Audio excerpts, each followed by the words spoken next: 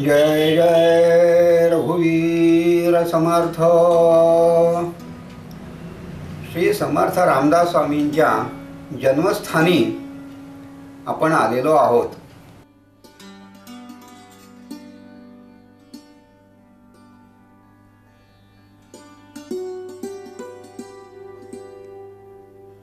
हे समर्थांचं जन्मस्थान पहिल्यांदा आदिलशाहीमध्ये होतं, नंतर निजामशाहीमध्ये ते गेलं आणि स्वातंत्र्यानंतरच्या काळामध्ये मराठवाड्यामध्ये जालना जिल्ह्यातील घनसावंगी या तालुक्याच्या क्षेत्रामध्ये जाम समर्थ हे तीर्थक्षेत्र या स्वरूपात प्रकाशात चांगल्या पद्धतीनं आलेलं आहे। परिसरामध्येच सूर्याजी पंतांचे वडील आले आणि तिथे राम मंदिराची स्थापना त्यांनी केली।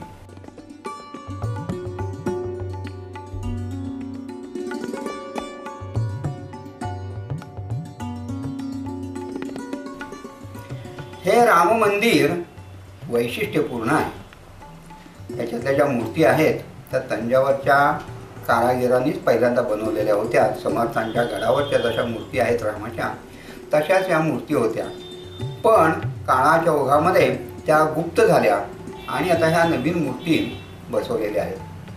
आपण ह्या मूर्तीकडे बघितलं तर असं लक्षात येईल की रामाच्या उजव्या हाताला सीता आहे। क्वचित असं दिसतं सीतामाई डाव्या हाताला पाहिजे, पण इथं उजव्या हाताला सीता आहे। त्याचा श्लोकही तसाच, सीता ही उजव्या हाताला आहे, वामांकार रूढ नाही असं वर्णन या श्लोकामध्ये आहे।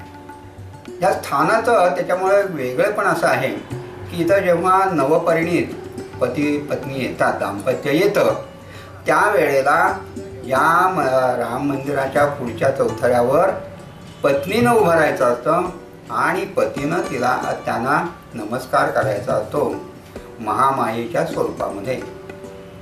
याच राम मंदिरामध्ये आपल्याला समर्थांनी तूप संपलं असताना विहिरीतून, पाण्याच्या विहिरीतून ज्या कळशीतून पाणी काढलं आणि तूप म्हणून त्या सगळ्या पंक्तीला पुरवलं गेलं, ती कळशी देखील आपल्याला बघायला मिळेल। राम मंदिरामध्ये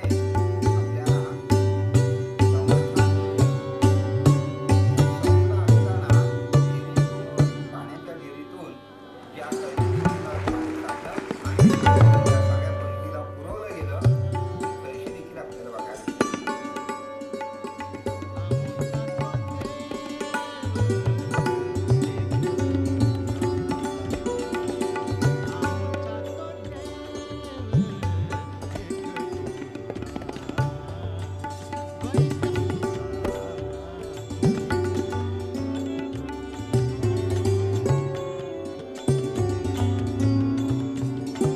समर्थांच्या दंडामध्ये मारुती होते। हा मारुती, दंडातला मारुती याच मंदिरामध्ये आपल्याला बघायला मिळेल।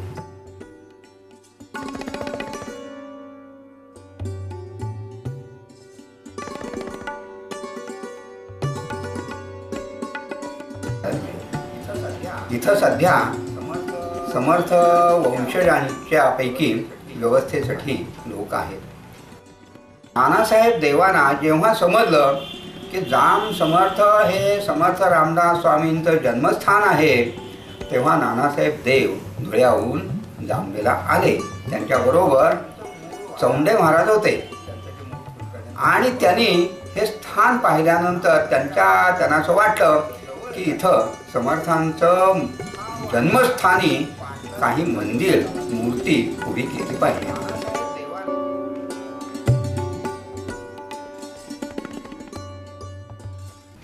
जाम तेव्हा निजामशाहीमध्ये होतं, पारतंत्र्यामध्ये संपूर्ण भारत तेव्हा इंग्रजांच्या आधिपत्याखाली होता।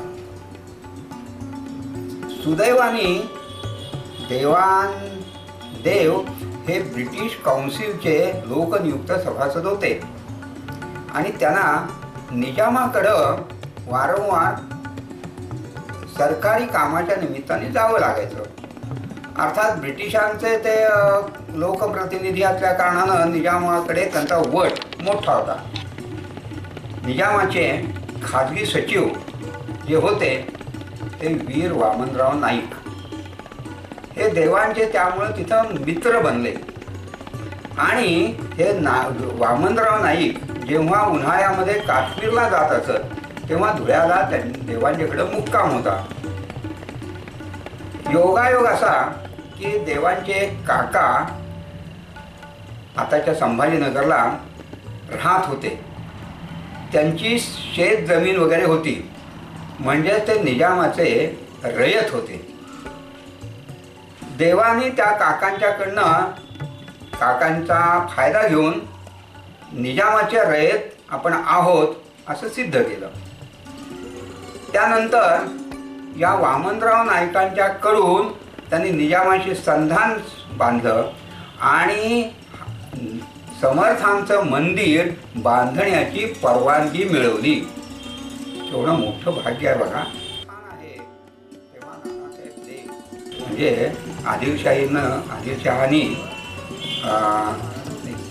चाफळचं मंदिर बांधायला समर्थांना जशी परवानगी दिली रामाचं मंदिर बांधण्यात, तसं देवाना निजामाने राष्ट्रगुरू समर्थ रामदास स्वामींचं छत्रपतींच्या गुरूंचं मंदिर बांधायची परवानगी दिली.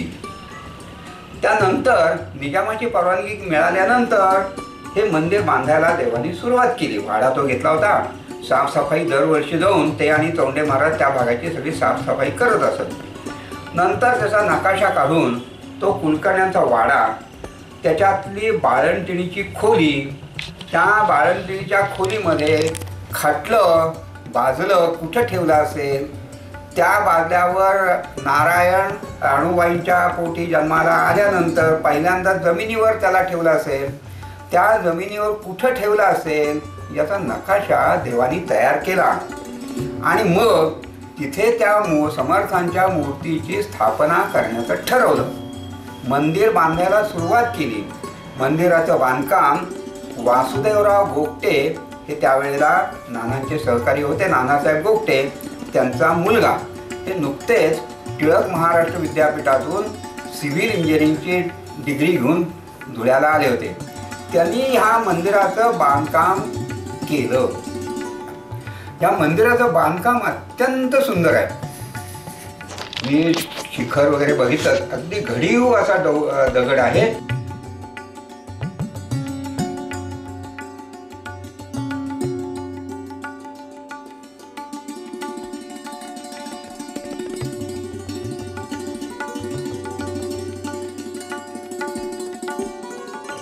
भाग्य असं की या परिसरामध्ये दगडाची खाण देवांना सापडली आणि त्या दगडाच्या खाणीतून घडीव दगड तयार करून त्याच्यावर हे मंदिर बांधलेलं आहे. मंदिराचा कळस आपण बघा, एकदम चढा असा आहे. ही जी मूर्ती आपण पाहतो आहोत समर्थांची मूर्ती, ही सातारकरांच्या दृष्टीनं भाग्याची गोष्ट अशी आहे की आमच्या पंतप्रतिनिधींनी ही बनवून घेतलेली आहे. संगमरवरी मूर्ती आहे. त्या मूर्तीचा सगळं आकारमान कसं असावं, कसं असेल, समर्थ कसे दिसत असतील, हे नानासाहेब देव आणि बाळासाहेब पंतप्रतिनिधी या दोघांनी मिळून ठरवलेलं आहे. गडावर आपण गेला असाल तर समर्थांची आपण कुबडी बघितली असेल. ही काखेमध्ये बसणारी कुबडी आहे. या कुबडीवरून त्यांनी काखेचं हे ठरवलं, प्रमाण ठरवलं आणि नंतर समर्थांची उंची ठरवली. त्या उंचीच्या बरोबर निम्मी अशा उंचीची ही समर्थांची मूर्ती आहे. एका दगडातून घडवलेली ही मूर्ती आहे. त्याचा खालचा चौथरा देखील एकाच दगडातून बनवलेला आहे. ही मूर्ती पंतप्रतिनिधींनी स्वतःच्या देखरेखीखाली अतिशय उत्तम काळजीपूर्वक अशी बनवलेली आहे आणि ती मूर्ती औंधहून म्हणजे सातारहून ती परतूरला स्टेशन रेल्वेने पाठवली गेली.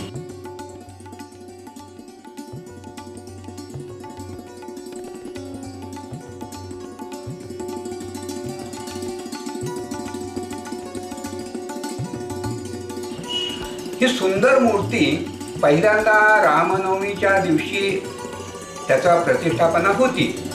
ती पाडव्याच्या आधी जांभेला आणण्यात आली आणि राम मंदिरामध्ये ठेवण्यात आली.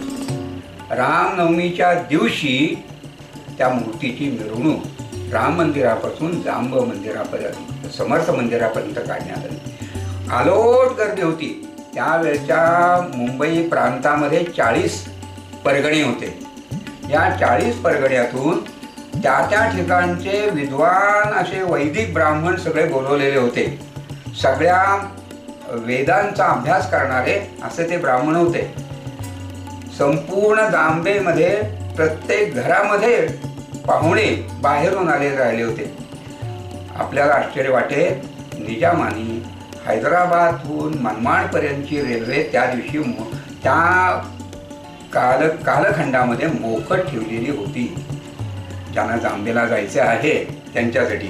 आपण कल्पना करू शकतो की त्यावेळेला नवा काळ, नंतर हैदराबाद हेराल्ड, त्याच्यानंतर केसरी या दैनिकांनी विशेषांक काढले होते आणि या सगळ्या जांबेचं कार्यक्रमाचं वर्णन भारतभर पोचेल अशी व्यवस्था केलेली होती. हे सगळे वैदिक ब्राह्मण होते. ठिकठिकाणी समर्थांच्या प्रत्येक ग्रंथाचं पारायण 9 दिवस चाललेलं होतं.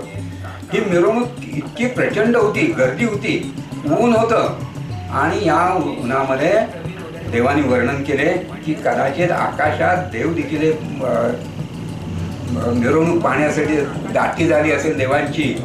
पण सगळ्यांचं लक्ष समर्थांच्या मूर्तीकडे होतं. आकाशातल्या देवाकडे पाहणार कोण असं देवानी म्हटलं. ती मूर्ती समर्थ मंदिरामध्ये आणली.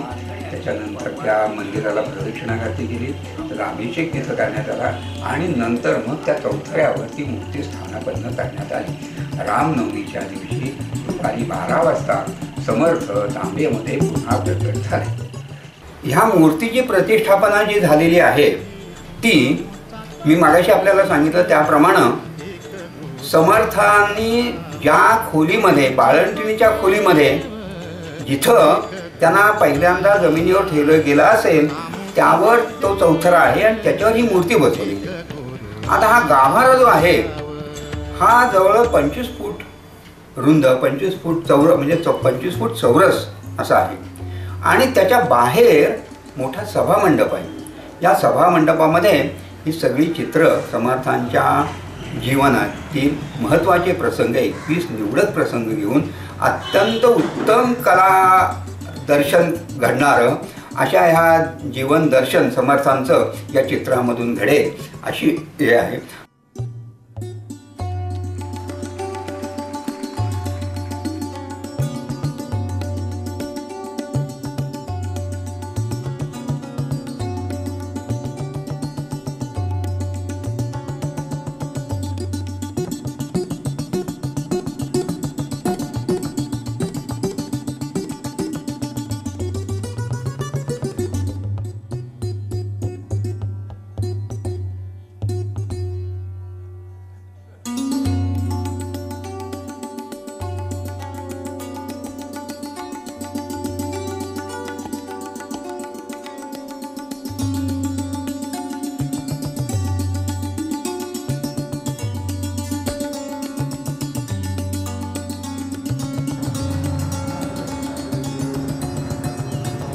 प्रदक्षिणेसाठी मोठा मार्ग आहे.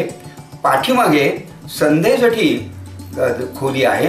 नंतर देवाची वस्त्र वगैरे ठेवण्यासाठी, सामान ठेवण्यासाठी खोली आहे आणि त्याला लागूनच अण्णा भागवतांनी एक खोली त्यांच्या बहिणीच्या आणि आईच्या स्मृतीसाठी बांधली. तिला आता त्यांनी ध्यान मंदिर असं म्हटलेलं आहे. तिथं त्या ध्यान मंदिरामध्ये आपण ध्यानासाठी बसू शकतो. शेजारी दास विश्रामधाम ही अहिल्याबाई होळकरांनी बांधून दिलेली एक धर्मशाळा, या संस्थांसाठी म्हणून बांधून दिलेली धर्मशाळा आहे. आणि आता हा परिसर पुष्कळ मोठा आहे. राहण्यासाठी खोल्या आहेत, स्वयंपाकघर आहे आणि बँकेची त्याच ठिकाणी सोय केलेली आहे. अशा प्रकारे हा फार सुंदर परिसर या भागात आहे. समर्थ मंदिराची रचना ही बहुतांश राम मंदिराच्या धर्तीवरच आहे. म्हणजे मुख्य गाभारा, त्याच्यापुढे सभामंडप, त्याच्यापुढे प्रदक्षिणेचा मार्ग, कडेला ओऱ्यामध्ये घरं, राहण्याची सोय आणि राम मंदिरामध्ये बळद वगैरे आहे धान्य साठवण्यासाठी. समर्थ मंदिरामध्ये तसं काही नाही आहे. राम मंदिरामध्ये प्रदक्षिणा सुरू झाली की आपण रामाच्या शेजघराच्या खोलीचे तिथे येतो. तिथं रामाचं शेजघर म्हणून आहे, त्याच्या खाली एक तळघरही आहे आणि वर एक पलंग ठेवलेला आहे. इथं या समर्थ वंशजांच्या परंपरेमध्ये एक साध्वी होत्या. त्यांचा मारुतीला रोज दर्शन घेण्याचा त्यांचा नियम होता. वयोमानामुळं त्यांना मारुतीच्या दर्शनाला जाणं किंवा अशक्तपणानं प्रकृतीमुळे शक्य झालं नाही. तेव्हा मारुतीराय समोरच्या कोनाड्यामध्ये सारवलेलं जागा होते तिथं प्रगट झाले आणि या कोनाड्यामध्ये अजूनही आपल्याला त्या मारुती प्रगट झालेल्या मारुतीरायांचं दर्शन घडतं. समर्थ मंदिराची पूजा